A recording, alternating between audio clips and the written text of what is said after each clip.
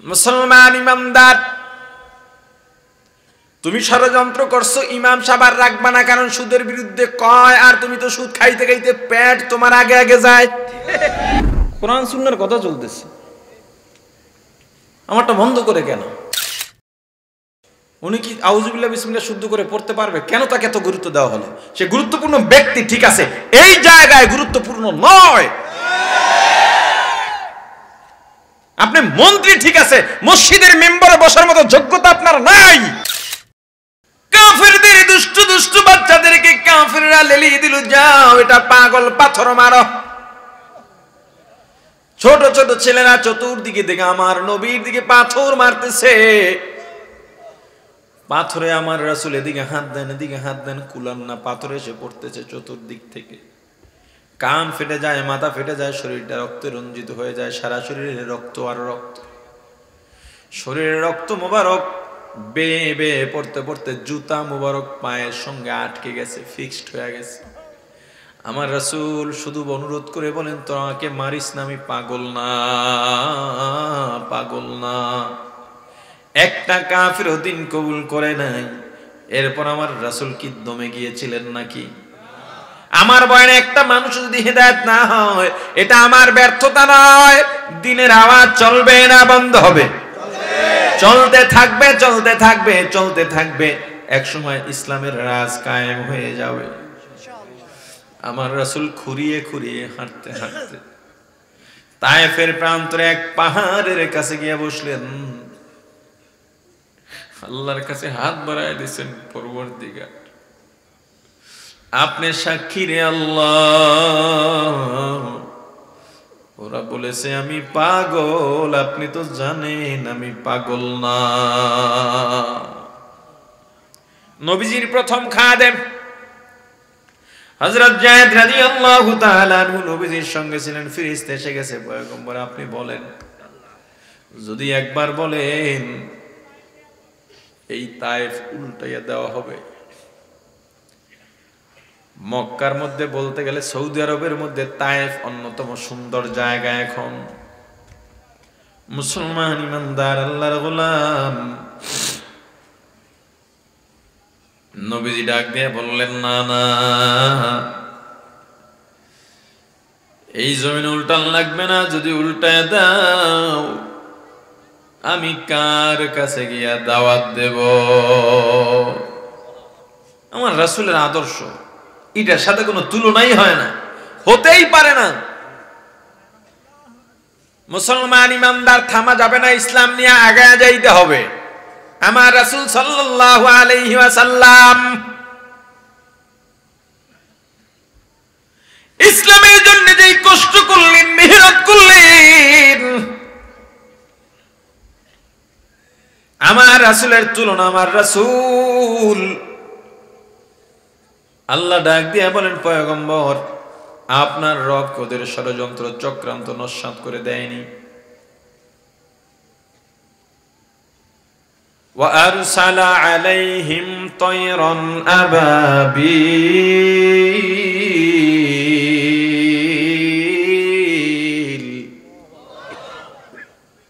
আপনার আল্লাহ ওদের ষড়যন্ত্র নস্যাৎ করে দিয়ে আবাবিল পাঠায় দিয়েছেন, যাকে যাকে। বাইতুল্লাহ চতুর্দিকে আকাশে আবাবিল ঘুরতেছে, আস্তে আস্তে বাড়তে বাড়তে আকাশটা কালো হয়ে গেছে। ছোট্ট পাখি, একটা পাখির কয়টা পা থাকে? ঠোঁট কয়টা? দুই পায়ে দুইটা কঙ্কর, ছোট ছোট, ঠোঁটে একটা কঙ্কর, তিনটা গুলি এক এক সৈন্যের কাছে। কয়টা গুলি? ঘুরতেছে লই লইয়া। তারমিহিম বিহিজারাতিম মিন সিজ্জিল।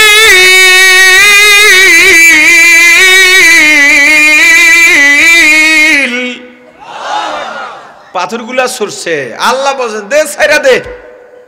পাথরগুলা ছুটতেছে, এত ছোট ছোট পাথর, উপর থেকে পড়লে বাতাসে তো আর একদিকে নিয়ে যাওয়ার কথা, কিন্তু এত শক্তভাবে এত দ্রুতগামী হয়ে এমন বুলেট হয়ে নিক্ষিপ্ত হলো।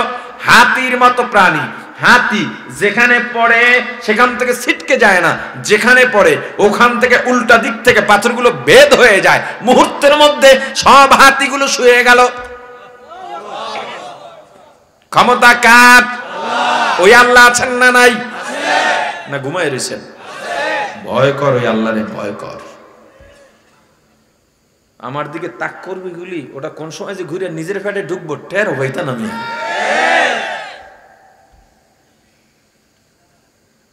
ফাজআলাহুম কাসফিম মাকুল, হাতি বাহিনীকে গরু, ছাগল, মহিষ, ভেড়া ঘাস চাবাইলে যেমন হইয়া যায়, এমন চর্বিত ঘাসের নাই আল্লাহ নাস্তানাবুদ করে দিয়েছেন। আমার বয়ানগুলো ভালো করে শুনবেন। রাসূলের জীবন থেকে কোনো কথা বললে এটা মনে রাখবেন, প্রতিযোগিতা এখান থেকেই প্রশ্ন হবে, বাইরেরও হতে পারে, কিন্তু প্রশ্নগুলো হবে রাসূলের জীবন থেকে। কথা বুঝে আসছে? সাহাবীর বাড়িতে গেলেন, দাওয়াত দিছেন হুজুর একজন রে, হুজুর 20 জন 30 জন যা ছিল সব লয়ে গেছে। খাওন কয়জন? আর কথা কয় না। সাহাবী তো চিন্তায় শেষ, দাওয়াত দিলাম হুজুর রে, হুজুর দাওয়াত দিল সবাই রে, খাওয়ামো করতে। হুজুর বুঝতে পেরে সাহাবীকে বললেন, টেনশন করো না, খাবারের পাত্রটা আমার কাছে দাও, কোথাও আছে দুধ, কোথাও গোস্ত। হুজুর খাবারের পাতিলার মধ্যে থেকে পাত্রের মধ্যে সবাই রে গোস্ত দিতেছেন বা দুধ দিতেছেন, সবাই রে খাইতেছে, সবাই পেট ভরে খাইছে। এরপর হুজুর সাহাবীকে বললেন, এবার দেখো সবাই খাইছে, হবে এবার খোলো, খুলে দেখে যা ছিল তাই আছে এখনো। এটা কি যার তার দ্বারা সম্ভব? এটাকে বলে মুজিজা। কি বলে? জোরে বলেন। আল্লাহ রাসূল সাল্লাল্লাহু আলাইহি ওয়াসাল্লাম যখন হাঁটতেন, আল্লাহর রাসূলকে দুই ধারের গাছ সালাম দিত, মাছে সালাম দিত, পশু পাখি দাঁড়ায় যেত রাসূলকে দেখার জন্য। পৃথিবীতে এই একজন মানুষ পৃথিবীতে, যার ব্যাপারে মানুষের কোনো প্রশ্ন নাই, অপূর্ণতা নাই। পৃথিবীর যত বড় মনীষী আছে যেই কোনো ধর্মের, সবার ব্যাপারে একটা কথা, যদি বাইচা থাকতেন তার দ্বারা আরো কিছু কাজ হইত। কথা বলে না যে তার বেঁচে থাকার দরকার ছিল, অনেক কাজ করছেন, তিনি বাইচা থাকলে আরো অনেক কাজ হইত। আমার রাসূলের ব্যাপারে এমন কোনো কথা নাই যে হুজুর দুনিয়াতে থাকলে আরো কাজ হইত, কারণ রাসূলের যত কাজ সব সম্পূর্ণ হয়ে গেছে, কমপ্লিট। রাসূলের জীবন একটা মানুষের জন্য জন্ম থেকে জান্নাত পর্যন্ত যা যা দরকার, জন্ম থেকে মৃত্যু কই নেই, কি কইছি, জান্নাত পর্যন্ত যা যা দরকার, দুনিয়ার বলেন আর আখিরাতের বলেন, সব রাসূলের দ্বারা পরিপূর্ণ হয়ে গেছে, আর কিচ্ছু লাগে না। রাষ্ট্র পরিচালনার জন্য আলাদা করে কোনো সংবিধান লাগে না। রাসূলের জীবনটাকে যদি রিসার্চ করে রাসূলের জীবন থেকে সংবিধান করা হয়, ওই রাষ্ট্রে আর কোনোদিন অশান্তি থাকে না।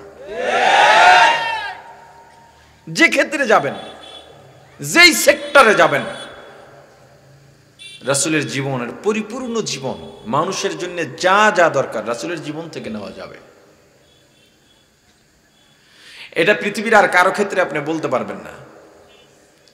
আমাদেরও নবী না, সব নবীদের ক্ষেত্রে এরকম মুজিজা আছে। হযরত মূসা আলাইহিস সালাতু ওয়াস সালাম লাঠি ছেড়ে দিলে কি হয়ে যেত? লাঠি দিয়া নীল দরিয়ায় জোরে একটা বাড়ি দিয়েছেন, রাস্তা হয়ে গেছে। এটা কি আপনার আমার দ্বারা সম্ভব? এটা অলৌকিক ঘটনা, নবীদের ক্ষেত্রে যেহেতু ঘটেছে, এটা কি মুজিজা। এটা কি মুজিজা, কারামত। বিখ্যাত বুজুর্গ আল্লামা রশিদ আহমদ গঙ্গুহি রহমতুল্লাহ আলাইহি তৎকালীন সময় বিশ্ববিখ্যাত বুজুর্গ ছিলেন তিনি, সারা বিশ্বে নাম ডাক ছিল। তারই শাগরেদ হাজী ইমদাদুল্লাহ মুহাজিরে মক্কি রাহিমাহুল্লাহ তাআলা।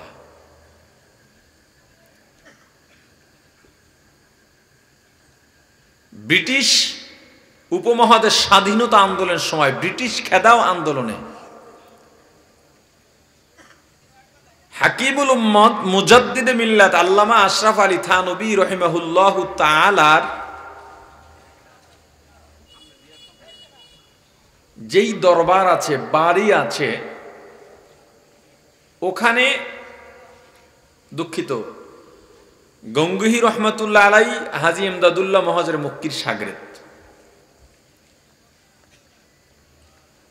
থানভী রাহিমাহুল্লাহ তাআলার বাড়িতে খানকায় হুজুর মোরাকাবা করতেন। এই যে ঘরটা, যেই ঘরটা হুজুর বসতেন, এখনো ওভাবেই আছে। দুজন লোক পাশাপাশি বসা যায় খুব কষ্টে, নামাজের কায়দায়, আসন দিয়া না, মজা করে না, এবং একজন মানুষ শুইতে পারে এবং দাঁড়াইয়া নামাজ পড়তে পারে এতটুকু উঁচা, শুইতে পারে এতটুকু লম্বা, একজন মানুষ ভালোভাবে বসতে পারে এতটুকু পাশ। কোনো বাতি নাই, ঢোকার দরজা আছে, ওটার থেকেই বের হতে হয়। এটা দরজা বন্ধ করলে অন্ধকার। এখানে বসে হুজুর মোরাকাবা করতেন। ব্রিটিশ আন্দোলনে, ব্রিটিশ খেদাও আন্দোলনে ইংরেজরা ইমদাদুল্লাহ মুহাজিরে মক্কিরে মারতে গেছে।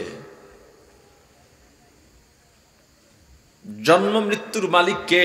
আল্লাহ। সবাই দেখছে ইমদাদুল্লাহ মুহাজিরে মক্কি তার রুমে ঢুকছে, বোম মারল, যা যা করার উড়াইয়া দিল। দরজা খুলে দেখে মুহাজিরে মক্কি নাই, রুম খালি, দরজা তো একটাই। ওখানে ঢুকে আমিও নামাজ পড়ে এসেছি। এই যে ইমদাদুল্লাহ মুহাজিরে মক্কি নাই, গুলি করছে, বোম মারছে, আপনি আমি থাকলে কি হইতো? কথা বলে না। আমরাও শেষ, আমরাও ওই নাই, কিন্তু দুই নাইয়ের মধ্যে কি আছে? ব্যবধান আছে। রশিদ আহমদ গঙ্গুহি রহমতুল্লাহ আলাইহির জামানায় একজন হিন্দু সাধক ছিল। জাদু আর কারামাত দুইটা একসাথে এই ঘটনায় প্রকাশ পাবে। ওই হিন্দু সাধক একটা ঘর বানাইছে, যেই ঘরে কোনো দরজা নাই। কি নাই?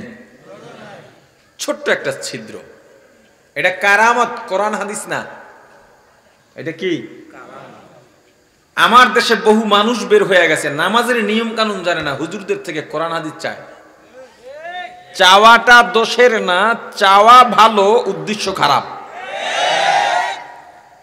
হুজুর কোরআন হাদিস দিয়ে এখন, হে গাধা, আমি কোরআন হাদিস দিয়ে কই না বাইবেল দিয়ে কই, তুমি কেমনে বুঝবা? তুমি তো কোরআন হাদিস জানো না। তোমার বলা উচিত, হুজুর আমাদের জন্য সঠিক কথাগুলো বলেন।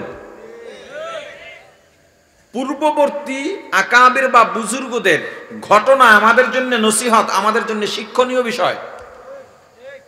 এই যে শ্রদ্ধা, একেবারে কি বলে ওটাকে, যুগ পরম্পরা যে শ্রদ্ধা আলেমদের প্রতি, বুজুর্গদের প্রতি, মুরব্বীদের প্রতি, স্কুলের ছাত্ররা শিক্ষকদেরকে আগে মর্যাদা দিত না, এখনো দেয়, তুলনায় কমছে না বাড়ছে?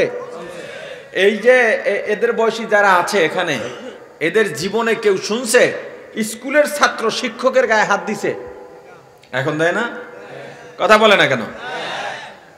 এর পেছনে একদল হুজুরও আছে জড়িত, যাদের কারণে মুরব্বীদের প্রতি শ্রদ্ধা ভক্তি মানুষের কমে গেছে। অথচ আল্লাহর রাসূল বলছেন, যারা বড়দের সম্মান করে না, ছোটদের স্নেহ করে না, ওরা আমার উম্মত না, ফালাইসা মিন্না, ওরা আমাদের মধ্য থেকে হতেই পারে না, ওরা আমাদের বাইরের লোক। যদি একজন বুজুর্গের নাম ধরে কোনো ঘটনা বলি, হুজুর সব বাদ দেন, আপনাদের আকাবির টাকার কোরআন হাদিস দিয়ে এখন, তার মানে ওই লোকটাকে, ওই বুজুর্গকে একেবারে নাস্ত নাবুদ করে ছেড়ে দেয়। রশিদ আহমদ গাঙ্গুহি রহমতুল্লাহ আলাইহি, কোরআনও না হাদিসও না, ঘটনা বলতেছি, কারামত। এইটা শরীয়ত না, এইটার উপরে কারো আমলও নাই, শিক্ষা গ্রহণ করা, বাস্তব একটা বিষয়কে বুঝানো। কথা বুঝে আসছে? ওই হিন্দু সাধক ওই ছিদ্র দিয়ে ঘরের মধ্যে ঢুকে যেত। এখন হিন্দুরা এসে মুসলমানদের এটা নিয়ে খোটা দিত, তোমরা কি পারো মিয়া, আমাদের গুরু তো এইটা পারে। সাধনা করলে অনেক কিছু হয়, হয় না? কল্পনাও করতে পারবেন না সাধনা করলে কত কি পারা যায়।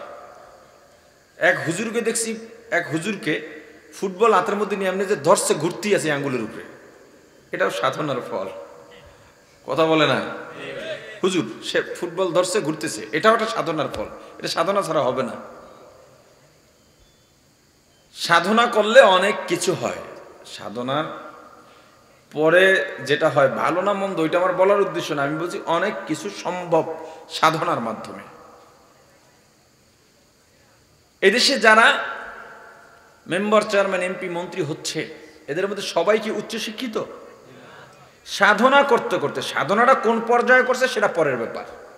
সে ভালো পথে সাধনা করছে না খারাপ পথে করছে, উদ্দেশ্য ওইটা না। উদ্দেশ্যটা হলো সাধনা করছে, সাধনা দিয়ে সে সম্ভব করতে পারছে, এইটা হলো বুঝানোর মূল উদ্দেশ্য। তো একদিন হিন্দু সাধক নিজেই এসে হুজুরকে বললেন, হুজুর আমি হিন্দু, আমি তো সিঁদুর দিয়ে যাইতে পারি, আপনি কি পারলেন জীবনে, আপনিও তো বড় হুজুর। হুজুর বললেন আমিও পারি। হুজুর একদিন ওই সিঁদুর দিয়ে রুমের মধ্যে হাজির। হিন্দু কয়, হুজুর আপনি তো আইসা বললেন, তাইলে আর কি, তো দুজন তো সমানই, আপনিও যা আমিও তা। তো মানুষ আমাকে মর্যাদা আপনাকে দিলে আমাকে দিবে না কেন? হুজুর বললেন কথা সত্য, এই ক্ষেত্রে তোমার ক্ষমতা আমার ক্ষমতা এক। এখন একটা কাজ করো, আমি পানি হয়ে যেতে পারি। হুজুর বললেন কি, আমি পানি হয়ে যেতে পারি। সাধক বলল আমিও পারি। আচ্ছা। হুজুর বললেন আমি যখন পানি হয়ে যাব তখন তুমি আমার পানির মধ্যে একটা কাপড়ের রুমাল ভিজিয়ে রাখবা। ভিজাইছে, হুজুর আবার স্বরূপে ফিরে এলেন। এবার হিন্দুও পানি হয়ে গেছে। হুজুর হিন্দুর পানির মধ্যে একটা রুমাল ভিজিয়ে রাখছেন, দুইটা রুমাল আলাদা আলাদা, কালার আলাদা। আগে চুক্তিপত্র হয়েছে এইটা আমি ভিজামো, তো হিন্দু আগে ভিজিয়ে রাখছে, হিন্দু তো অস্বীকার করার সুযোগ নাই। ও যে অপবাদ দেবে এই সুযোগ তো নাই। আর একটা তো দুইটাই ভিজানো যাবে না। এবার হিন্দু স্বরূপে ফিরে, হুজুর এক্ষেত্রেও তো সমান। ঠিক আছে, তো হুজুর আপনি যে রুমাল ভিজাইতে গেছিলেন কারণ কি? কয় যাও তোমার রুমাল কোনটা? কয় ওইটা, ওইটা রাখছিলেন। আর আমার পানিতে কোনটা রাখছো? বলে এইটা রাখছি। যাও ঘ্রাণ শুকো।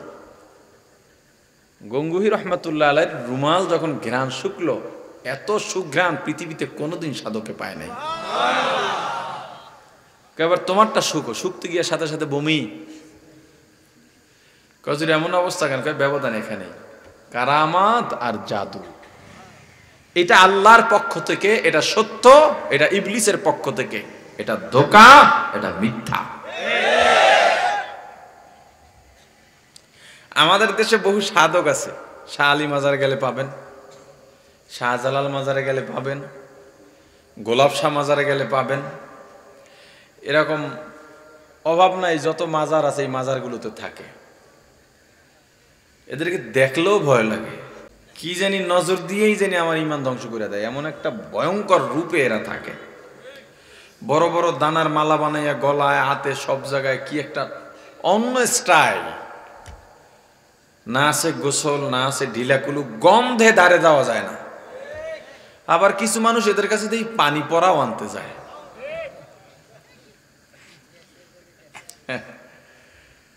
আকাশে উড়িলে যদি হইতো বড় আউলিয়া, সবার উপর বড় আউলিয়া তোতা ময়নাটিয়া। পানিতে ভাসিলে যদি হইতো বড় পীর, সর্বাপেক্ষা বড় পীর কচ্ছপ কুমির। हकीकत से तो दुनिया बेखबर है, दुनिया की नुमाइश पर नजर है। একজন মানুষ আগুনের উপর দিয়ে হেঁটে গেল, এটা দেখেই বলা যাবে না লোকটা কামেল। পানির উপরে জায়নামাজ বিছায়া নামাজ পড়তেছে, পানির মধ্যে ডোবে না, হাওয়ার উপরে জায়নামাজ বিছায়া উড়ে যায়। এমন অলৌকিকতা দেখলেই তাকে কামেল বলা যাবে না, আল্লাহর ওলি বলা যাবে না। তাকেই তুমি কামেল বলো, তার অনুসরণ করো যার মধ্যে রাসূলের সুন্নতের কোনো ঘাটতি নাই। আর নবীদের আগমনী বার্তায় যে অলৌকিক ঘটনা ঘটে থাকে এগুলোকে বলে ইরহাসাত। নবীজি সাল্লাল্লাহু আলাইহি ওয়াসাল্লাম দুনিয়াতে আসার 50 থেকে 55 দিন আগে বাইতুল্লাহ ভাঙতে আসছিল আব্রাহা বাহিনী, হাতি বাহিনী, আব্রাহার বিশাল হাতি বাহিনী।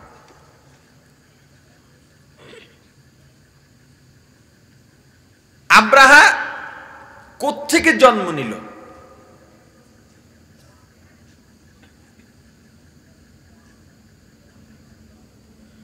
ইয়ামানে তৎকালীন সময়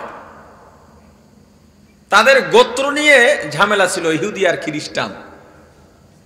আমি ওই লম্বা ফুল ইতিহাস বলবো না, আমি শুধু আলোচনার স্বার্থে কিছু বলবো, মূলত আমার ইসলামের শক্তি প্রদর্শনের জন্য যতটুকু বলা দরকার অতটুকু বলবো।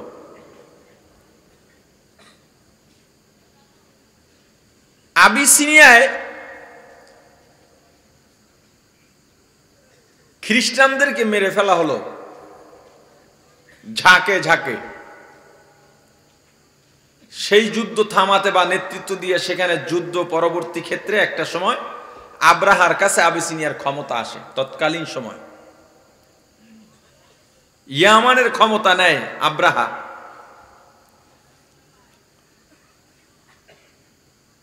এই পুরো ঘটনার জন্য হয়তো আগে আরো বিতফসিল তাফসীরমূলক যে আলোচনা করেছি সূরা ফিলের, হয়তো আপনারা ইউটিউবেও পেতে পারেন অথবা কোনো কিতাব পড়েও পড়তে পারেন।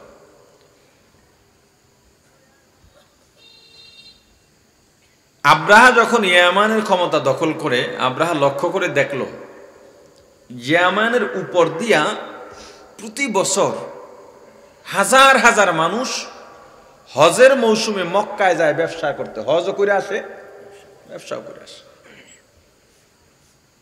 আব্রাহা একটু হিংসুক মানুষ ছিল। আমাদের সমাজে হিংসুক আছে না নাই? দূর থেকে এক লোক আইসা আমার বাড়ির পাশে জায়গা রেখে বিল্ডিং করে লাইছে, আমার ভাল লাগে না। আমি এতদিন এই জায়গায় আমি একটা বিল্ডিং করতাম না, আর এক বেটা আর এক দেশ দেশ আমার পাশে বিল্ডিং করে লাইছে। আমার পাশের বাড়ির ভাইয়ের ছেলে এদি মেট্রিকে সারা বাংলাদেশে 1 নাম্বার হইছে। আবার আমার পাশের আর এক ভাই এ দেখি চাকরিতে উন্নতি করে লাইছে, এই ডাক সুনাম হয়ে গেছে, এই পিছনে লাগে। পার্শ্ববর্তী এক ভাই একসাথে চাটা খাইতাম, বিড়ি বুড়ি টানতাম, এখন দেখি হেদি 5 তলা বিল্ডিং করছে। এরপর বলা বলি শুরু করে, মিথ্যা গুজব তহমত কিভাবে শুরু হয়? একটা মানুষ আর একটা মানুষের পেছনে কেন লাগে, কেন লাগে? এটা আমাদের মধ্যে না, আমরা হুজুরের মধ্যে অভাব নাই। এই মসজিদের ইমাম এক সময় একসাথে পড়ছি, আমার সে ক্লাসেও দুর্বল ছিল, সেই ছাত্র ভাইটা দিয়ে কেন্দ্রীয় মসজিদে এসে উঠছে, এই বলা শুরু করে, আরে কি ভালো ছাত্র ছিল নাকি, এ তো আমগুলোকে বইতো পড়াটা ধরাই দিতাম, কথা বলে না।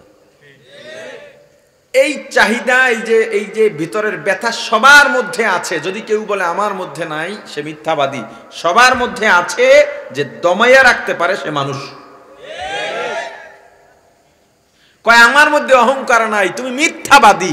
অহংকার সবার মাঝে আছে, সত্তাগতভাবে আল্লাহ সবার মাঝে অহংকার দিয়েছেন, যে দমাইয়া রাখতে পারে সে মানুষ।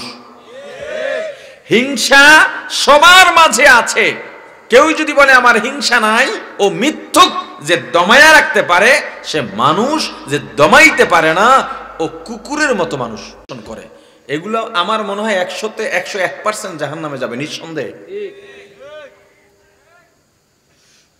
এরা কোনো একটা বিষয় পাইলে, হুজুর হোক হুজুরের বাইরে হোক, এটা রং মাইখা এত মিথ্যা, এবং মানুষের কাছে ওই লোকটাকে ছোট বানাবার জন্যে যত নমিমা আছে সবকিছু করে বেড়ায়। কারণ জাহান্নামে যাইতেই হবে এমন একটা মিশন নিয়ে কথা বলে, আর বাপ দেখলেই মনে হয় ও জাহান্নামে যাওয়ার জন্য পাগল হয়ে রয়েছে।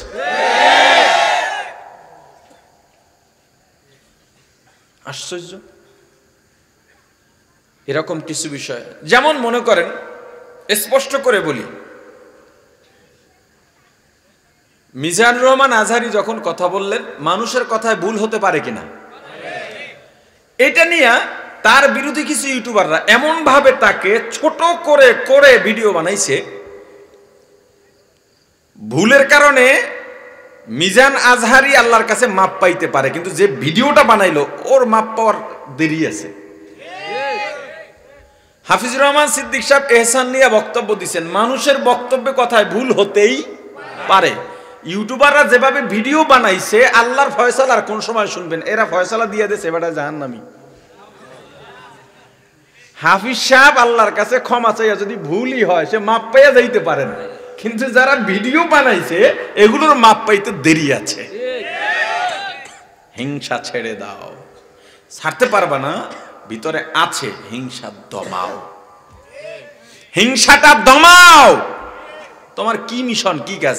এই ভিডিওগুলো বানায় মানুষ দেখবে বেশি, এবার টাকা কামাই করবে। ইউটিউব থেকে যে টাকা কামাই করো, এটা হালাল না হারাম একবার চিন্তা করছো মিয়া? যখন তুমি ইউটিউবে দিলা একটা অ্যাড আসে, বেপর্দা নারীরা আসে, প্রায় সময় তো বলতে গেলে ল্যাংটা মহিলারাও আসে, এর বিনিময়ে তুমি টাকা পাচ্ছ, এই অ্যাডের বিনিময়ে। আগে ফতুয়া জানো, এরপর কামাই করো। ওরা কইব হুজুরের ওয়াজি আর আমরা রেকর্ড করতে যাইতাম না। সত্য যেটা সেটা তো বলতে হবে, মানা না মানা যার যার ব্যাপার। কথা বলেন। তবু এদের দ্বারা তো একটা খেদমত হচ্ছে।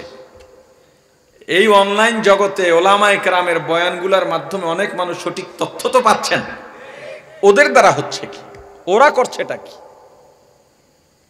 ওরা করছেটা কি?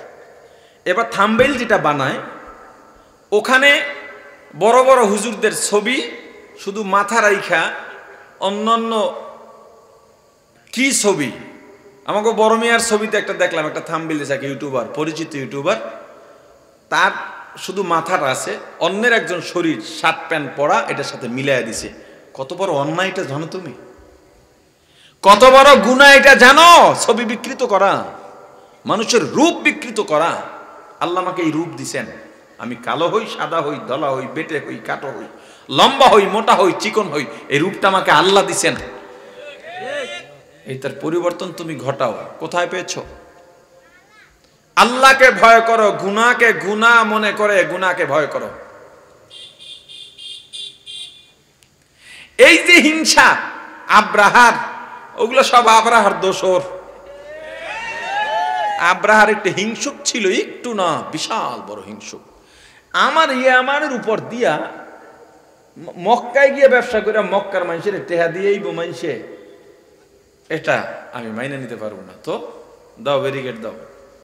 চিন্তা করলো না বাইতুল্লাহ প্রেমিক যারা, তাদেরকে তো ফেরানো যাবে না, ফেরাইতে পারেও নাই।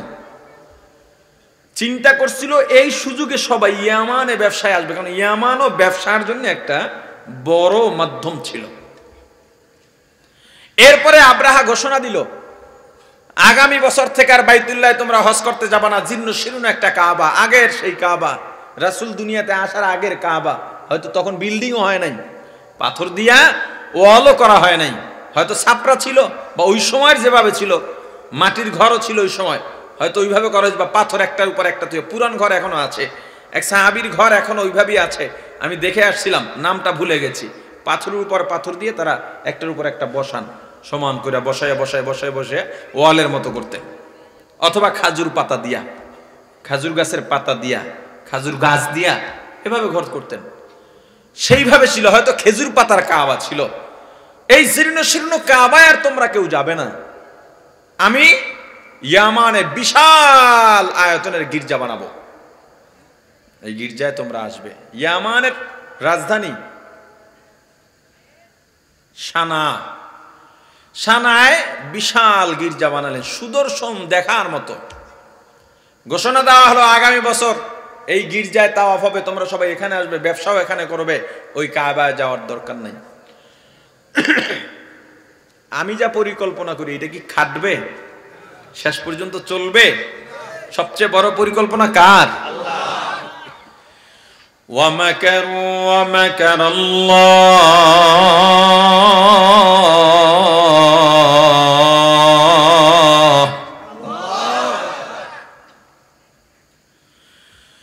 ওয়ামাকারু ওয়ামাকারাল্লাহু ওয়াল্লাহু খায়রুল মাকিরিন।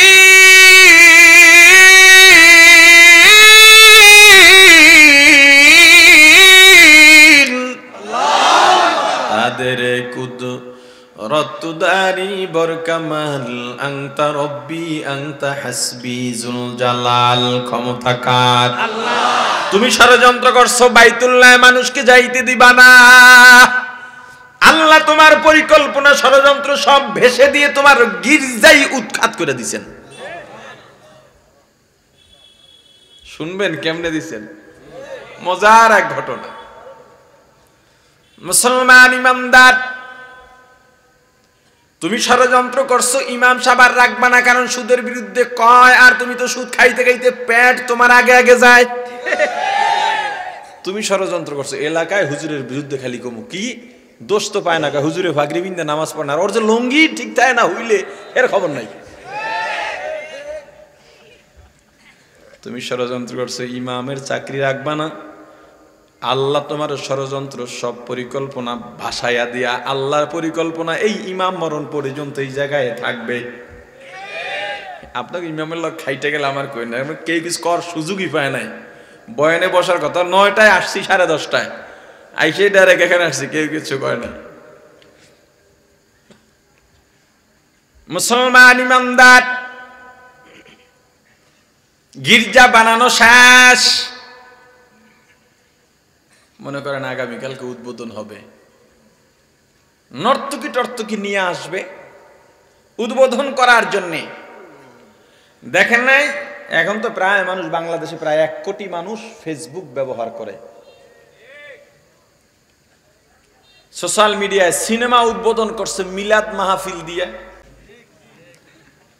ওই হুজুর বুঝে করেছে না না বুঝে করেছে, সরল নাকি চালাক তা তো জানি না, ওই হুজুরের দাবি আমি জানতাম না। তুমি গিয়ে পেছনে পোস্টারটা দেখো নাই, সুন্দরী ললনাদের অর্ধা অর্ধা ল্যাংডা হইয়া খাড়াই রইছে, আর যেই ব্যাককলগুলো দোয়া করাইতে নিয়েছে ওরা কত নাম্বারের ছাগল চিন্তা করেন। আমি স্বাভাবিকভাবে এইসব ভাষাগুলো ব্যবহার করি না, আজকে করতে বাধ্য হচ্ছি। তুমি একজন হুজুর এনে তোমরা তোমার কথায় কথায় শুনছি ইনশাল্লাহ বলো, অমুক দিন ছবি মুক্তি পাইব ইনশাল্লাহ। একজনে কইছে এই দেশে রাষ্ট্রধর্ম ইসলাম থাকবে না ইনশাল্লাহ।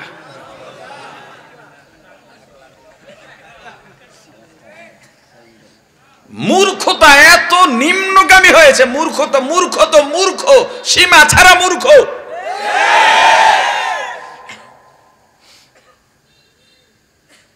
তুমি সাধারণ মুসলিম মসজিদের খাদেম হওয়ার দরকার নাই, তুমি কিভাবে সিনেমা উদ্বোধনে ওখানে মিলাদ পড়তে যাও?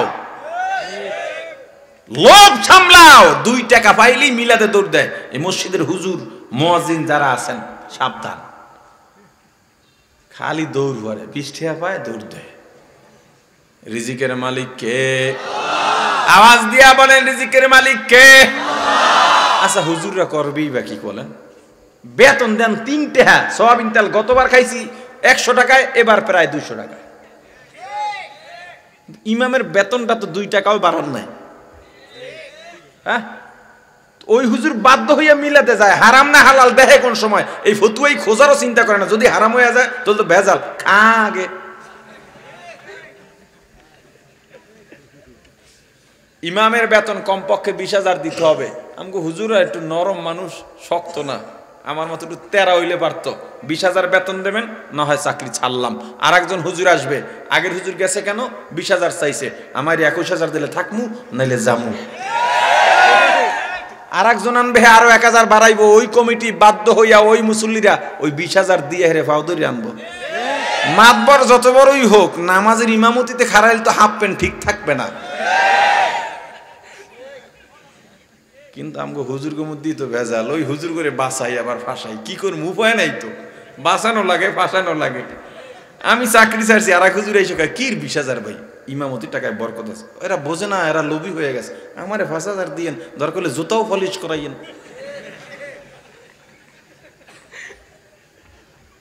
এটা হলো বড় সমস্যা। আত্মমর্যাদা একটা জাতির, মুসলমানের জাতিগত আত্মমর্যাদা সবার উপরে। এরা বাদশাহী করবে, এরা রাজ করবে, এরা ক্যাপ্টেন হবে, এরাই হবে এই জাতির সবচেয়ে বড় অধিনায়ক। অথচ আমরা এখন গোলামি, সর্বপর্যায়ে আমরা গোলামির ভূমিকায় আছি। ওয়াজের ময়দানে বড় হুজুর ওয়াজ করতেছেন, হঠাৎ করে একজন মেম্বার চেয়ারম্যান আসছে, মাইকটা ছেড়ে দিয়ে তার কথা বলতে দেয়, কোরআন সুন্নাহর কথা চলতেছে, আমারটা বন্ধ করে কেন? উনি কি আউযুবিল্লাহ বিসমিল্লাহ শুদ্ধ করে পড়তে পারবে? কেন তাকে এত গুরুত্ব দেওয়া হলো? সে গুরুত্বপূর্ণ ব্যক্তি, ঠিক আছে, এই জায়গায় গুরুত্বপূর্ণ নয়। আপনি মন্ত্রী, ঠিক আছে, মসজিদের মেম্বারে বসার মতো যোগ্যতা আপনার নাই। যোগ্য স্থানে যোগ্য ব্যক্তি যতদিনে না বসবে ততদিন সমতা আসবে না। যোগ্য জায়গাগুলোতে অযোগ্য ব্যক্তিরা বসে আছে, দখল করে আছে।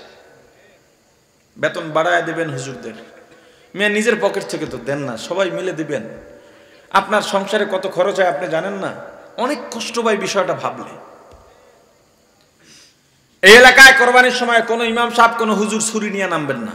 গরু কিনবে, আপনার কাছে আসবে, গরু কত, 1 লাখ টাকা, আমারে দেবেন 10,000 টাকা, তাহলে জব দিয়ে দেব, নাইলে নাই। কষাই দিয়ে দেওয়াবেন, দেওয়ান, আপনি নিজেটা নিজে দেওয়া আরো ভালো দিয়ে এলেন। হিসাব করেন, একজন ইমাম সাহেব যদি 5টা গরুও জব দিতে পারে, এর বেশি পারে না, ভাগেও পায় না। 10টাও যদি দেয় 1,000 2,000 টাকা, এর বেশি তো পায় না,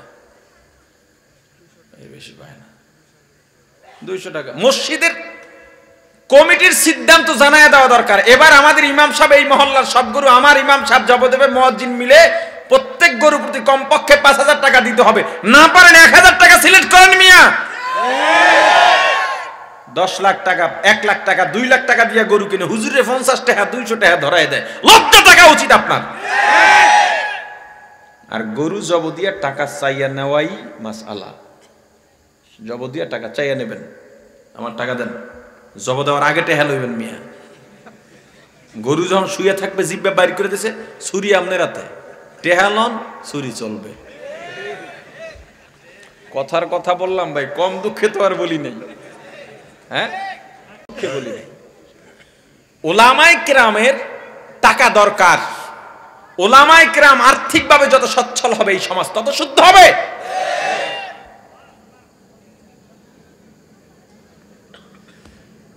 আল্লাহ নাপাক কাজে কখনো হুজুরদেরকে আপনারা ডাকবেন না। সব হুজুর সবল না, কিছু হুজুর দুর্বল আছে, ভয় আপনার কথায় আপনার অনুষ্ঠানে গিয়ে দোয়া করবে, ওই অনুষ্ঠানে ওই দোয়ায় আল্লাহর রহমত তো দূরে কথা গজব নাজিল হবে। হাতে পায়ে ধরে বলি, এই সমস্ত দুর্বল হুজুরদের ডেকে আপনাদের স্বার্থ উদ্ধারের জন্য ইসলামকে আর কলঙ্কিত করবেন না।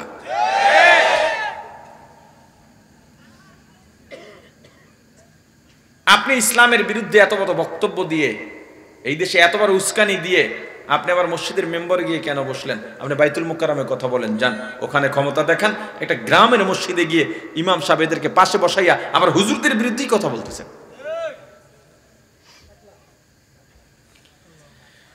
কবে বুঝ হবে? এমন জীবন করিও গঠন, মরিলে হাসিবে তুমি, কাঁদিবে ভুবন। এমন জীবন করিও না গঠন, মরিলে কাঁদিবে তুমি হাসিবে ভুবন। জীবনটাকে কেমনে গড়াইবা? তুমি যখন হেঁটে যাও দূর থেকে দেখে একটা মানুষ তোমাকে সালাম দেয়, মনে করছো তুমি কত বড় হয়ে গেছো, বড় গর্ভবতী। নিজেরে খুব গর্বিত মনে করে, আমার সবাই সালাম দেয়। এই সালামের পিছনে কি আছে জানো? যখনই তুমি তার থেকে নিরাপদ দূরত্বে চলে যাও, তুমি তার কথা শুনতে পাও না। যদিও লোকটা সালাম দিয়েছিল, তুমি জালেম এজন্য ভয়ে সালাম দিয়েছে। দূরে যখন যাও তোমাকে বলে শালা একটা বদমাশ।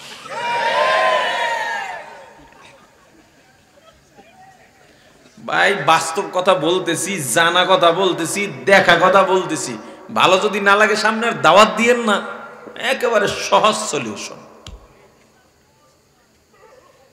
এমন একটা জীবন তুমি গঠন করো, মানুষ যেন তাহাজ্জুদে দাঁড়াইলে ও দোয়ার সঙ্গে তোমার নামটা বলে। বাংলাদেশে তুমি কি দেখো না, যখন শাইখুল হাদিস রাহমাতুল্লাহ আলাইহি ইন্তেকাল করেছেন, আসমান কেঁদেছে, জমিন কেঁদেছে। সৈয়দ ফজলুল করিম রাহমাতুল্লাহ আলাইহি যখন দুনিয়া থেকে বিদায় নিয়ে গেছেন, আসমান কেঁদেছে, জমিন কেঁদেছে। ফজলুল হক আমিনী, আল্লামা শাহ আহমদ শফি, নূর হোসেন কাসিমি দুনিয়া থেকে বিদায় নিয়েছেন। শুধু বাংলাদেশ নয়, বিশ্বে যত জায়গায় বাংলাদেশি আছে, বিদেশি যারা এই বুজুর্গদের চিনতেন, সবাই আল্লাহর দরবারে কেঁদে কেঁদে দোয়া করেছেন। এখনো তাদের জন্য দোয়া বলবৎ আছে।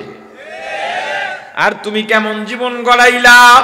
তুমি মারা যাওয়ার পর পোলাপান ফেসবুকে লেখে আর একটা উইকেটের পতন।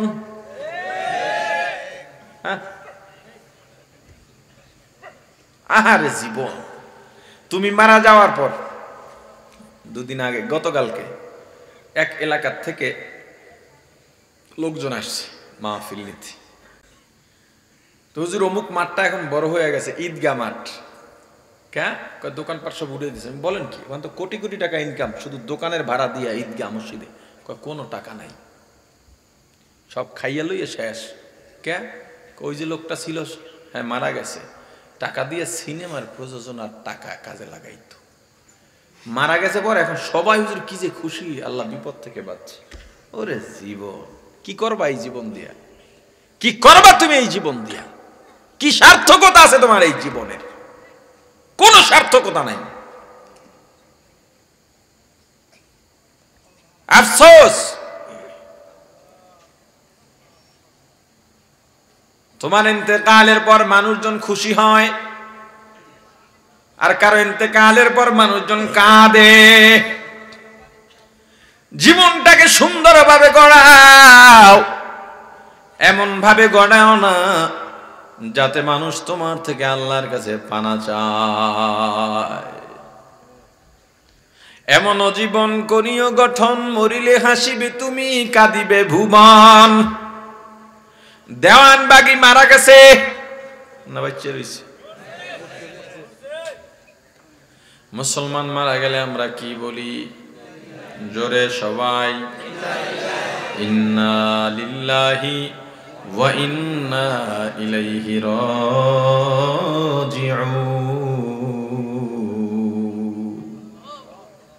কিন্তু দেওয়ানবাগি মারা যাওয়ার পরে ইন্না লিল্লাহি বলছেন কে কে? আদুরান।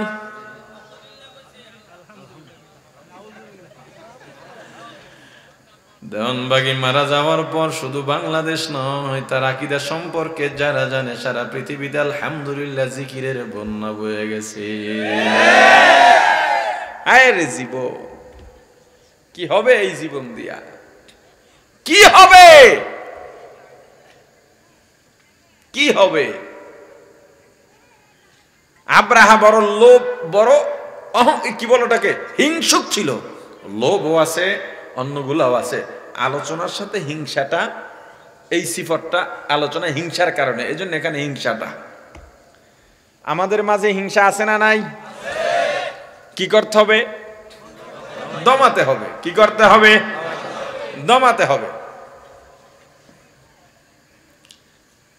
মুসলমান ইমানদার গির্জা বানানো শেষ, আগামীকাল উদ্বোধন। ওই যে ওই রকম সিনেমা যেমন উদ্বোধন হয়েছে, ও তো আর মিলাদ মাহফিল করবে না, নর্তকী টর্তকী নিয়ে নাচবে। আমাদের দেশে ঈদের দিন ঈদ পালন হয় কেমনে, রবিউল আউয়াল কেমনে পালন হয় দেখছেন? হিন্দুদের মঙ্গল শোভাযাত্রার মতো। কোথায় নিয়ে যাচ্ছি আমরা? আল্লাহ রাসূল সাল্লাল্লাহু আলাইহি ওয়াসাল্লামের জন্মদিন পালন করা কোন সাহাবায়ে কেরাম করেন নাই, তুমি কই পাইলা? ঠিক না এগুলো। জন্মদিন যদি পালন করতে চাও, আমার রাসূল সাল্লাল্লাহু আলাইহি ওয়াসাল্লাম প্রতি সপ্তাহে সোমবারে রোজা রাখতেন। কবে? হুজুরের কাছে জিজ্ঞেস করা হলে হুজুর বললেন, সোমবারে আমি দুইটা কারণে রোজা রাখি। এক, আমার জন্ম হলো সোমবার, আর একটা হলো আমার কাছে প্রথম যেদিন ওহী আসছে সেদিন ছিল সোমবার, এজন্য আমি সোমবার রোজা রাখি। আর আমরা রোজার মাসেও রোজা রাখি না, হুদহু দিয়ে একটা ঈদ করি। ঈদের জন্য হয়তো কোরবানি লাগবে না, রোজা লাগবে। আল্লাহ আমাদের হেফাজত করেন, ঈমান বাঁচায়া দেন, জোরে বলেন আমিন। এই আগামীকাল উদ্বোধন করতে যাবে, এর মধ্যে পাশের এলাকার কেনানা গোত্রের কোন এক যুবক গির্জার মধ্যে এসে পায়খানা করে থুয়ে গেছে। কি উদ্বোধনটা কেমন হইল? পরের দিন আব্রাহা আসছে, তাফসীরে লেখা হয়েছে একজনে বাথরুম করলার কটুক গুন্দাইব। আব্রাহা যখন বাহিনী নিয়ে আসছে, গম দেয় আর ওদিকে যাইতেই পারে না, মনে হয় যেন পুরো এলাকায় মানুষ আজ্ঞা মাইক্যা তুইছে। মেজাজ গরম হয়ে গেছে, এত বড় সাহসকে। চিরুনি অভিযান চালাও। কে এই কাজ করেছে? উদ্বোধন পরে হবে। এই অভিযান চালাইতে চালাইতে হঠাৎ করে আল্লাহর আর এক মুজিজা, আল্লাহর আর এক অলৌকিকতা। দূরে কোথাও কোনো একদল যুবক আগুন জ্বালাইছিল শীতের জন্য, হয়তো উপশমের জন্য বা কোনো কারণে যৌক্তিকভাবে। ওই আগুন আল্লাহ উড়াইয়া গির্জায় ফালাইয়া গির্জা ভস্ম করে দিয়েছেন। ইসলামের বিরুদ্ধে আগুন জ্বালাও, ইসলামের বিরুদ্ধে আমেরিকায় বোমা বানাও, ওই বোমা মক্কায়ও পড়বে না, আফগানেও পড়বে না, তোদের মাথায় পড়তে দেরি আর কতদিন? কি ভাবছো? ইসলাম কোনোদিন হারেনি, হারবেও না। সাময়িক আমাদেরকে যন্ত্রণা দিতে পারবা, ইসলাম কোনোদিন হারেনি, হারবেও না। যেদিন ইসলাম হারবে সেদিন কিয়ামত।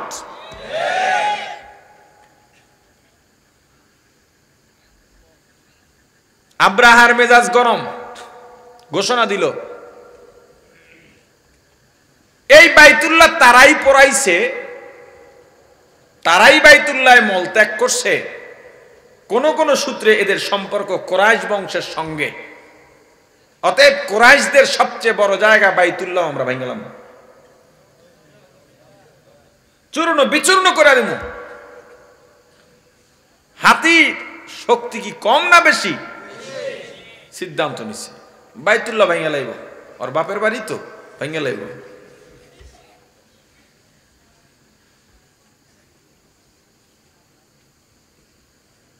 ইসলাম কেউ নিশ্চিহ্ন করতে পারেনি, পারবেও। আমার রাসূল হিজরত করেছেন, কাফেররা খুব চেষ্টা করেছিল রাসূল মাইরে লাইব, মারতে পারছে? কথা বলে না।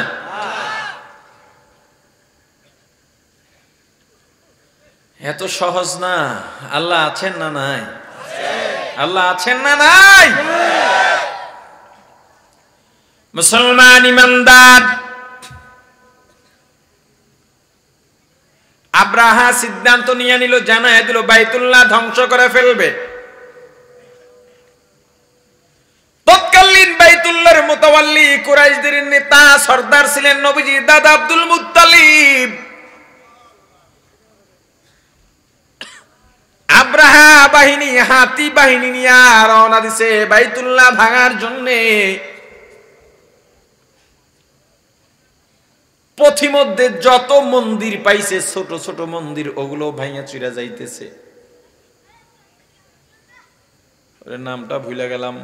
আর একটা বড় মন্দির ছিল, ওই মন্দিরের যে রক্ষণাবেক্ষণ করতো ওই লোকটা এসে আব্রাহাকে বলে, আপনি যাবেন বাইতুল্লাহ ভাঙতে, আমরা কি দোষ করছি? এই পথে আমাদের এই মন্দির আছে, ভাঙ্গেন না। বাইতুল্লাহ ভাঙার জন্য যা যা সহযোগিতা লাগে করমুনে, পথ দেখান লাগলে দেখায় দিমনে।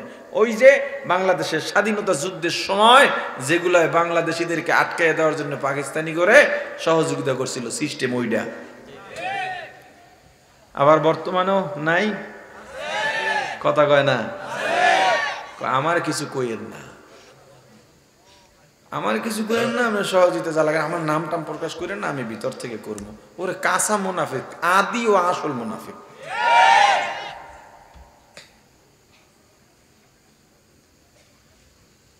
বাইতুল্লাহর অদরে মুহাসসার নামক জায়গায় গিয়া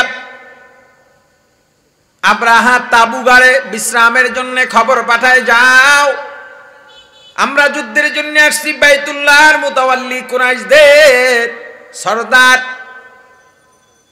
আব্দুল মুত্তালিবের কাছে খবর পাঠাও। খবর পাঠাইছে, এবার যাও গিয়া দেখো কুরাইশ বংশ মক্কাবাসীরা যুদ্ধের জন্য কেমন প্রস্তুতি নিয়েছে, আমাদের জানা দরকার। গিয়া দেখে বাইতুল্লাহ জনশূন্য এলাকা, মক্কায় কোনো মানুষ নাই, মক্কায় কোনো লোকজন নাই, নীরব নীরব নিস্তব্ধ। ওদিকে আব্দুল মুত্তালিব যখন খবর পাইলেন, কুরাইশরা গিয়া বলে, সর্দার আব্রাহা আসছে যুদ্ধ করার জন্য, আমরা কি প্রস্তুতি গ্রহণ করব? বলে না। বলো এই ঘর কার? বলে আল্লাহর। বাইতুল্লাহ অর্থ আল্লাহর ঘর, কাবা কার ঘর বলেন? আওয়াজ দিয়া বলেন না, আরো জোরে বলেন। আব্দুল মুত্তালিব ডেকে বললেন, বাইতুল্লাহ যেহেতু আল্লাহর ঘর, আল্লাহর ঘর রক্ষাও করবেন আল্লাহ। চলো তোমরা নিরাপদ জায়গায় চলে যাও, যার যার ঘরে অবস্থান করো, তোমাদের এখানে থাকতে হবে না। যার যার ঘরে গিয়ে অবস্থান করো। আব্রাহার লোকজন এসে বলল, মক্কা পুরনো জনশূন্য এলাকায় কোনো মানুষ নাই, তারা যুদ্ধের প্রস্তুতিও গ্রহণ করে নাই। ওই সুযোগে তারা মক্কা থেকে যত উট ছিল সব উটগুলো গ্রেফতার করে নিয়ে আসছে, যার মধ্যে আব্দুল মুত্তালিবের নিজের 200 উট ছিল।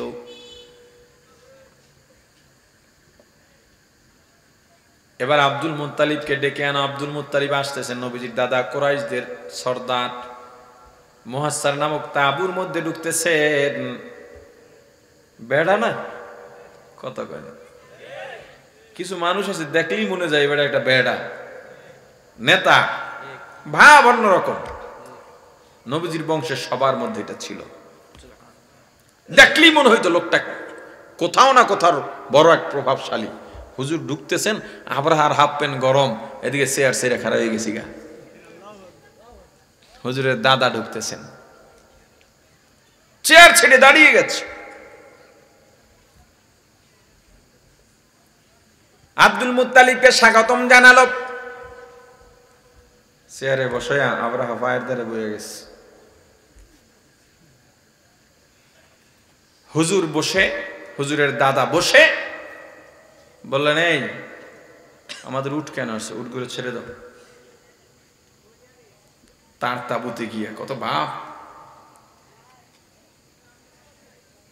ভাবলো, যাদের মানায় তারাই তো লইব। সবাই কি আর ভাব লইতে পারে? সবার দ্বারা কি ভাব লওয়া সাজে?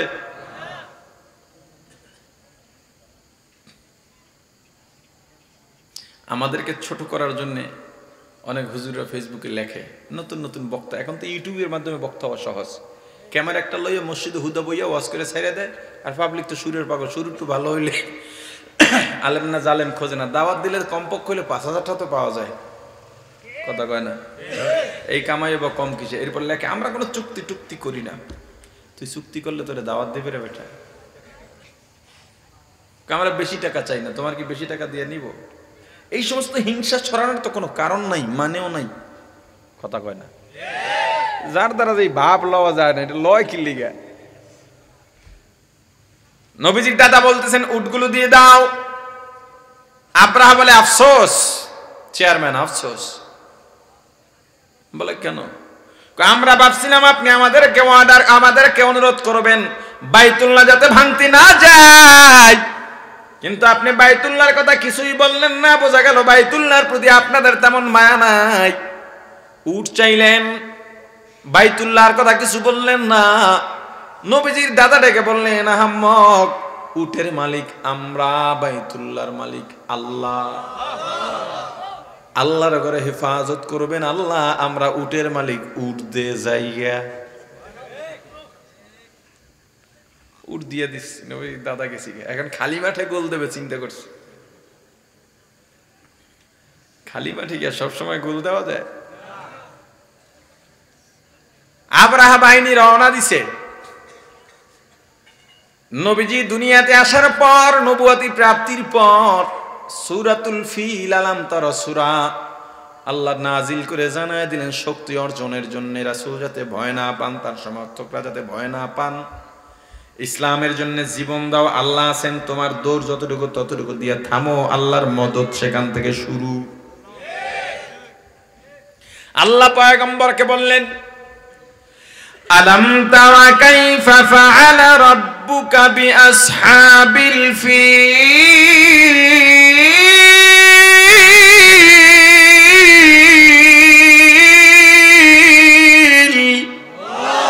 পয়গম্বর, আপনি কি দেখেন নাই হাতি বাহিনীর সাথে আপনার আল্লাহ কি করেছেন?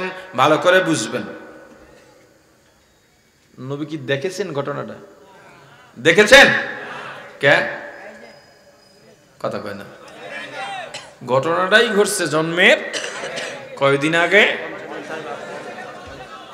অথচ আল্লাহ বলেন আপনি কি দেখেন নাই?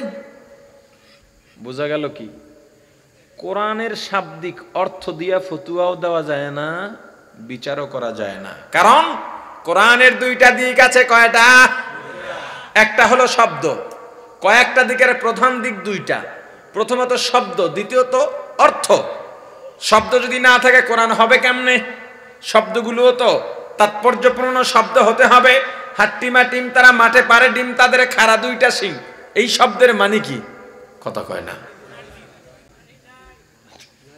শব্দ আছে কিন্তু অর্থ নাই, আছেনি? কিন্তু কোরআনের প্রধান দিক দুইটা। এক নম্বরে শব্দ, যেমন শব্দ বললাম আলহামদুলিল্লাহি রাব্বিল আলামিন,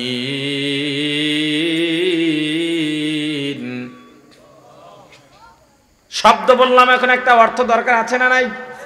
অর্থ কি? সমস্ত প্রশংসা ওই আল্লাহর জন্য যিনি সমগ্র জগতের মালিক, প্রতিপালক, রব, প্রতিপালক। অর্থ বললাম, শব্দ বললাম। এই দুইটার মাঝ থেকে আরেকটা জিনিস বের হয়, যার নাম তাফসীর, মূল তথ্য বা ব্যাখ্যা। এই তাফসীর যদি না থাকে কোরআন পরিপূর্ণভাবে বোঝা সম্ভব নয়। এই জন্য মাদ্রাসায় যারা ধারাবাহিকভাবে পড়ে নাই তাদের জন্য বাংলা তাফসীর পড়া জায়েজ নাই। আপনি পড়তে পারবেন কয়েকটা শর্তে, তার মধ্যে প্রধান শর্ত আপনি পড়বেন, দেখবেন এতদিন যা জানছে এতদিন অর্থ লাগছে ভুল। ভুল এটা অন্তরে জমানো যাবে না, বরং বোঝার জন্য হুজুরের কাছে যাবেন। হুজুর যেটা বুঝাইয়া দিবেন ওইটা অন্তরের মধ্যে রাখবেন, ফতুয়া দিতে পারবেন না। ইমাম সাহেবকে হুজুর আজকে তাফসীর পড়ে এলাম, দেখলাম এইটা, আপনারা হুজুরই তো ভেজাল। ওরে মুফতি, এই কাম এখন বেশি চলে না? এই কাম এখন বেশি চলে, এটা পারা যাবে না। এই শর্তে আপনি পড়লে পড়তে পারবেন। এক হুজুর বুঝাইয়া দিল যে এইটা মনে ধরে নাই, চুপ থাকেন, আর এক হুজুরের কাছে যান। যতক্ষণে মনে না ধরবে 1000 হুজুরের কাছে যান। নিজ মুখে মন্তব্য করতে পারবেন না, ফতুয়াও দিতে পারবেন না। কেন ফতুয়া দিতে পারবেন না? আপনি হাদিস পড়লেন, আল্লাহ রাসূল সাল্লাল্লাহু আলাইহি সাল্লাম দাঁড়ায়া প্রসাব করছেন, হাদিসে আছে। কয়দিনে আছে? হাদিসে আছে, আছে। আপনি হাদিস পেয়া ওয়াল ফুটো করতেছেন খারাই খারাইয়া। একজন যাই মিয়া দাঁড়াই প্রসাব করে, তো তুমি হাদিস জানো? হাদিস আছে, হাদিসে আছে। কেন আল্লাহ রাসূল দাঁড়াইয়া প্রসাব করছেন? জীবনে একবার প্রসাব করছিলেন। কেন দাঁড়াইয়া প্রসাব করছিলেন? এই কারণটা ব্যাখ্যার মধ্যে আছে। ওই কারণটা জানলে তুমি আর জীবনে দাঁড়াইতা না। যদি মানুষ হইয়া থাকো, তোমার কোমরে ব্যথা, বসতেই পারো না, এমনকি শুয়ে শুয়ে ছাড়বা, তখন দাঁড়াইয়া বাথরুমে যাও, দাঁড়াইয়াই প্রসাব করো। উপায় নাই তো, কথা বলে না। জিন্সের প্যান্ট পরছেন, তার উপায় নাই, তো দাঁড়াইয়েই মোতা লাগবে মতো। এই কারণ আর এই কারণ এক? এই মাজুর এই ওজোর আর এই ওজোর কি এক? জিন্সের প্যান্ট পরাই যাবে না। যেই মাধ্যম গ্রহণ করলে গুনাহ করতে বাধ্য হয়, ওই মাধ্যম ত্যাগ করা ফরজ। ওই মাধ্যম গ্রহণই করা যাবে না। কথা বুঝেন নাই? জিন্সের প্যান্ট পরলে খারাইতে পারে না, খারাইলে বইতে পারে না, এরপর তো দাঁড়ায় প্রসাব করতে বাধ্য, এটা পরা যাবে না। সৎসাহস দেখতে চাই কিছু শ্রোতাদের, বিশেষ করে যুবকদের। সৎসাহস আসো, সৎসাহসীরা জিন্সের প্যান্ট কার কার আছে হাত উঠাও। সৎসাহস, টান টান করে হাতটা উঠাও। এই অর্ধেক না, এমনি উঠাও, 2 হাত তোলো, 2 হাত তোলো। জিন্সের প্যান্ট হাত নামানো যাবে না। কারা কারা হাত উঠেছে আপনার আশপাশ থেকে দেখে রাখেন, যার যার পাশে। এই ওঠেন কেন, বয়ান শেষ দিকে, মজলিস নষ্ট করেন না। হ্যাঁ থাকুক। কার কার পাশ থেকে হাত উঠেছে দেখে রাখেন, এবার হাত নামান। আপনার পাশে থেকে দেখে রাখছেন কে কে উঠাইছে। আজকে আমাকে আরেকবার হাত উঠাইতে হবে, এই নিয়ত জানাইয়া যে আমি আর জিন্সের প্যান্ট হুজুর পরবো না, ওয়াদা করে গেলাম। যারা হাত উঠেছিল দেখছেন না, এখন আপনি দেখে নিয়েন কে কে ওয়াদা করতে পারলো আর পারলো না। উঠান, হাত উঠান, কে কে নিয়ত করছেন যে আর জিন্সের প্যান্ট পরবো না।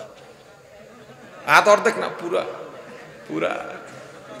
মাশাআল্লাহ, বারাকুমুল্লাহ, জাযাকুমুল্লাহ, হায়াকুমুল্লাহ। আল্লাহ কবুল করেন, আল্লাহ তার আমলে বরকত দান করেন, আল্লাহ তার জ্ঞানে বরকত দান করেন, সংসারে বরকত দান করেন, চাকরিতে বরকত দান করেন, লেখাপড়ায় বরকত দান করেন, অর্থনীতিতে বরকত দান করেন, স্বচ্ছতায় বরকত দান করেন। সব বিপদ থেকে মুক্ত রেখে এদেরকে হযরত ওমরের মতো বানাইয়া দুনিয়া থেকে বিদায়। হাত নামান। সবাই হাত উঠাইতে পারে নাই, এই মাহফিল তাদের জন্য একেবারেই বৃথা। শুধু বইছে, একটু লাভ হইছে, মাঝে মাঝে যে টান মান দিছি খারাপ তো লাগে নাই, হয়তো এটা ভাল লাগছে, ওই ভাল লাগাটা এছাড়া কোনো কাজে আসে নাই। আর যারা হাত উঠেছে এদের মধ্যে সবাই হয়তো শেষ পর্যন্ত ঠিক থাকতে পারবে না। যারা ঠিক থাকতে পারবে ওই সংখ্যাটা যদি একজনও হয়, এই মাহফিল কামিয়াব। ঠিক নেই? কোরআনের প্রধান দিক কয়টা? 1 নম্বরে শব্দ, 2 নম্বরে এই দুইটার মধ্যে থেকে বের হয় তাফসীর। যেমন বললাম, সমস্ত প্রশংসা কার? অর্থ তো এইটাই, কথা কয় না। আপনি যখন মাদ্রাসায় পড়েন নাই, আপনি পড়বেন সমস্ত প্রশংসা আল্লাহর। কার? জোরে জোরে। আপনি বললেন সমস্ত প্রশংসা আল্লাহর, এই তো খটকা লেগে গেছে। প্রশংসা তো আল্লাহ না, মানুষের তো হয়। শিল্পীর কণ্ঠ ভালো হলে শিল্পীর প্রশংসা করা হয় কিনা? কত আস্তে কয়, জোরে। একবারই দাওয়াত খাইতে গিয়া রান্না ভালো হইছে, বলেন রান্নাটা খুব ভালো হইছে, রাঁধুনি খুব ভালো। হ্যাঁ, আম যদি মিষ্টি হয়, আমের প্রশংসা করা হয়, আমটা খুব মিষ্টি, আর একটা দে, আরো 2 কেজি দে। কথা বলেন, তাহলে আর সব প্রশংসা আল্লাহর কেমন হইল? আর আমরা তো তাফসীর জানেন না, আপনি তো গেছেন বিগড়ে গেছেন। তাফসীর জানলে দেখবেন কোনো সমস্যাই নাই। এবার বলেন, শিল্পীর কণ্ঠ যে ভালো, নিজের থেকে বানাইছে না কেউ দান করছেন? কে দান করছেন? আমের মিষ্টতা, কাঁঠালের মিষ্টতা নিজের থেকে অর্জন হইছে নাকি কেউ দান করছেন? কে দান করছেন? যদিও সাময়িকভাবে ব্যক্তি বা বস্তুর প্রশংসা করা হয়, মূলত সবকিছু যেহেতু দান করেছেন আল্লাহ, ওই প্রশংসা গিয়া জমা হয় আল্লাহর প্রশংসার ঝুলিতে। আল্লাহ বলেন, পয়গম্বর আপনি কি দেখেন নাই আপনার রব হাতি বাহিনীর সাথে কি আচরণ করেছেন? নবীজি দেখবেন কোত্থেকে? ওই সময় তো দুনিয়াতেই আসেন নাই। হ্যাঁ, আল্লাহ কয়, আব্রাহা তুই কোরাইশ ধ্বংস করতে, তুই জানোস কোরাইশের মধ্যে কি মানিক আছে? হ্যাঁ, তুই জানোস সোমবারে সুবে সাদেক না দিন না রাত পৃথিবী আলো করে, অন্তরগুলো আলো করে, জাহিলি যুগের অন্ধকার দূর হয়ে যাবে যার আগমনে। সাইয়্যিদুনা মুহাম্মদুর রাসূলুল্লাহ সাল্লাল্লাহু আলাইহি ওয়াসাল্লাম আসতেছে। কারে ধ্বংস করতে যাবি দেখ, ওদিকে হাত দিবি জইলে ফুটে মরবি। সব দিকে হাত দেওয়া যায় না, কথা বলে না।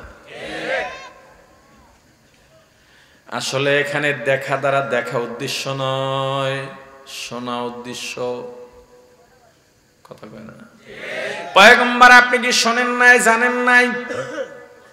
হয়তো আমি জানাইছি বা জিব্রাইলের মাধ্যমে জানাইছি, আপনি কি জানেন নাই, শোনেন নাই?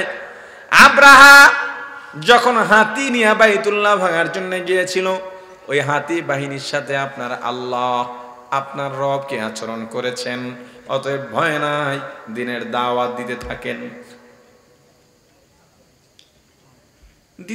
দিতে থাকেন। একটা সময় দেখবেন আসর আর মাগরিব, দুঃখিত, আসর আর জোহর গোপনে নামাজ পড়া হইতো, দিনের নামাজ এই দুটা, বাকিগুলো রাতে গোপনে পড়া হতো, পালাইয়া পালাইয়া পড়া হতো, আজান আসতে দেওয়া হতো। ওমর আসছেন ইসলামে, কয় আস্তের দিন শেষ, আজান স্টার্ট, প্রকাশ্যে নামাজ স্টার্ট। এজন্য এদেশে কিছু সাহসী মানুষের জন্য ইমাম সাহেবরা সবসময় দোয়া করবেন, আল্লাহর রাসূল যেমন দোয়া করেছেন, আল্লাহ দুই ওমরের মধ্যে থেকে এক ওমরকে ইসলামের জন্য কবুল করেন। আল্লাহ এক ওমর হযরত ওমর, আর এক ওমর আবু জাহেল। ওইটার কপালে আর নাই, নাই নাই নাই তো নাই, এখন আর মোহের উপরে সব হাজিরা গিয়া আগে।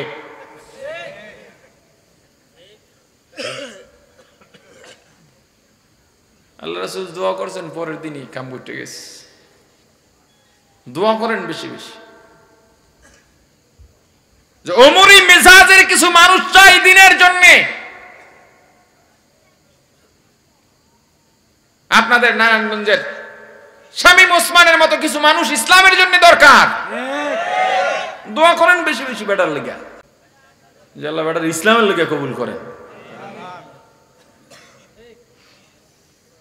আপনার নারায়ণগঞ্জবাসী খালি এর লেগে দোয়া করেন, এরা ইসলামের খাদেম হলে ইসলামের অনেক উপকার হতো। মুসলমান ইমানদার এরকম অনেক আছে, জেনে এলো বলে দিলাম।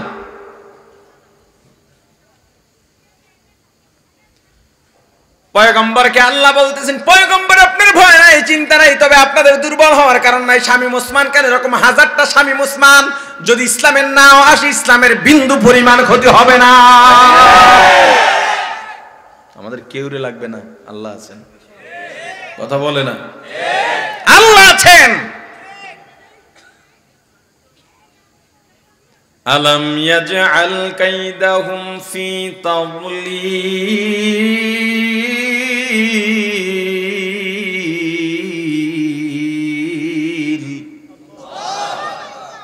আপনি কি জানেন নাই কেমনে আপনার আল্লাহ ওদের ষড়যন্ত্র একবারে ধূলিসাৎ করে দিছেন? আপনার আল্লাহ কি ওদের পরিকল্পনা সব ধূলিসাৎ করে দেন নাই? আপনি আপনার পথে চলেন, আপনার বাহিনী নিয়ে চলেন, পিছনের দিকে তাকাবার দরকার নাই, সামনে চলেন, পথ খুলে যাবে, খুলে দেব আমি আল্লাহ।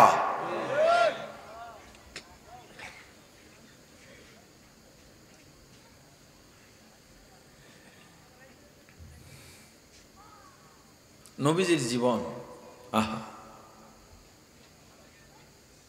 তায়েফের প্রান্তরে নবীজি যেদিন দিনের দাওয়াত দিতে যায়, সেদিন নবীজি আমার কত আঘাত সহিলেন। এতিম নবীজি সেদিন কত আঘাত সহিলেন, হয়ে অসহায়। তায়েফের প্রান্তরে নবীজি যেদিন দিনের দাওয়াত দিতে যায়, জায়েদকে সাথে নিলেন।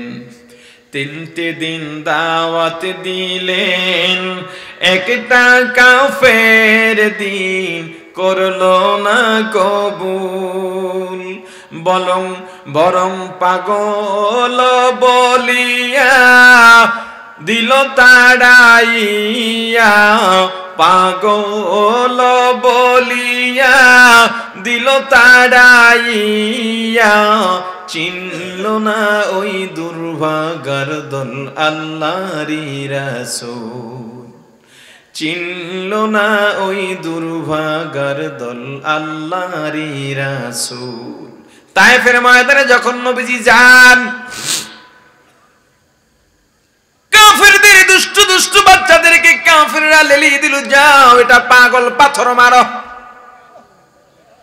ছোট ছোট ছেলেরা চতুর্দিকে থেকে আমার নবীর দিকে পাথর মারতেছে। পাথরে আমার রাসূল এদিকে হাত দেন, এদিকে হাত দেন, কুলান না, পাথরে এসে পড়তেছে চতুর্দিক থেকে। কান ফেটে যায়, মাথা ফেটে যায়, শরীরটা রক্তে রঞ্জিত হয়ে যায়, সারা শরীরে রক্ত আর রক্ত। শরীরের রক্ত মোবারক বেয়ে বেয়ে পড়তে পড়তে জুতা মোবারক পায়ের সঙ্গে আটকে গেছে, ফিক্সড হয়ে গেছে। আমার রাসূল শুধু অনুরোধ করে বলেন, তোমাকে মারিস না, আমি পাগল না, পাগল না। একটা কাফির দিন কবুল করে নাই। এরপর আমার রাসূল কি দমে গিয়েছিলেন নাকি? আমার বয়ানে একটা মানুষ যদি হেদায়েত না হয়, এটা আমার ব্যর্থতা নয়। দিনের আওয়াজ চলবে না বন্ধ হবে? চলতে থাকবে, চলতে থাকবে, চলতে থাকবে। এক সময় ইসলামের রাজ কায়েম হয়ে যাবে। আমার রাসূল খুঁড়িয়ে খুঁড়িয়ে হাঁটতে হাঁটতে তায়েফের প্রান্তরে এক পাহাড়ের কাছে গিয়ে বসলেন। আল্লাহর কাছে হাত বাড়ায় দিয়েছেন, পরবর্তীকার আপনি সাক্ষী রে আল্লাহ, ওরা বলেছে আমি পাগল, আপনি তো জানেন আমি পাগল না। নবীজির প্রথম খাদেম হযরত যায়েদ রাদিয়াল্লাহু তাআলা আনহু নবীজির সঙ্গে ছিলেন। ফেরেশতা এসে গেছে, পয়গম্বর আপনি বলেন, যদি একবার বলেন এই তায়েফ উল্টাইয়া দেওয়া হবে। মক্কার মধ্যে বলতে গেলে সৌদি আরবের মধ্যে তায়েফ অন্যতম সুন্দর জায়গা। এখন মুসলমান ইমানদার আল্লাহর গোলাম। নবীজি ডাক দিয়ে বললেন, না না, এই জমিন উল্টান লাগবে না। যদি উল্টায় দাও, আমি কার কাছে গিয়া দাওয়াত দেব? আমার রাসূলের আদর্শ এটার সাথে কোনো তুলনাই হয় না, হতেই পারে না। মুসলমান ইমানদার থামা যাবে না, ইসলাম নিয়ে আগায় যাইতে হবে। আমার রাসূল সাল্লাল্লাহু আলাইহি ওয়াসাল্লাম ইসলামের জন্য যেই কষ্ট করলেন, মেহনত করলেন, আমার রাসূলের তুলনা আমার রাসূল। আল্লাহ ডাক দিয়ে বলেন, পয়গম্বর আপনার রব ওদের ষড়যন্ত্র চক্রান্ত নস্যাৎ করে দেয়নি। وَأَرْسَلَ عَلَيْهِمْ طَيْرًا أَبَابِيلَ।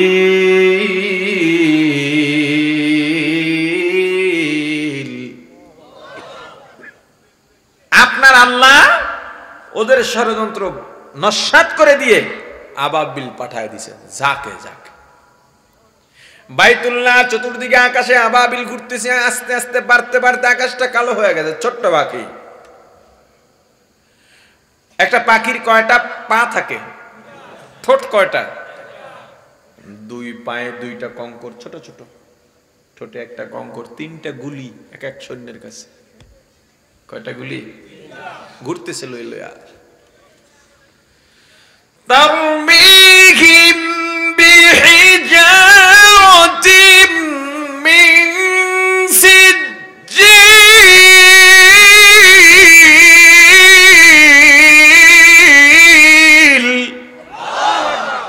পাথরগুলা ছুটছে, আল্লাহ বলছেন দে ছাইরা দে, পাথরগুলা ছুটতিস। এত ছোট ছোট পাথর উপর থেকে পড়লে বাতাসে তো আর একদিকে নিয়ে যাওয়ার কথা, কিন্তু এত শক্তভাবে এত দ্রুতগামী হয়ে এমন বুলেট হয়ে নিক্ষিপ্ত হলো। হাতির মতো প্রাণী, হাতি যেখানে পড়ে সেখান থেকে ছিটকে যায় না, যেখানে পড়ে ওখান থেকে উল্টা দিক থেকে পাথরগুলো বেদ হয়ে যায়। মুহূর্তের মধ্যে সব হাতিগুলো শুয়ে গেল। ক্ষমতা কার? ওই আল্লাহ আছেন না নাই? না ঘুমায় রয়েছেন? ভয় কর ওই আল্লাহরে, ভয় কর। আমার দিকে তাক করবি গুলি, ওটা কোন সময় যে ঘুরে নিজের পেটে ঢুকবো টের হইতাম আমি।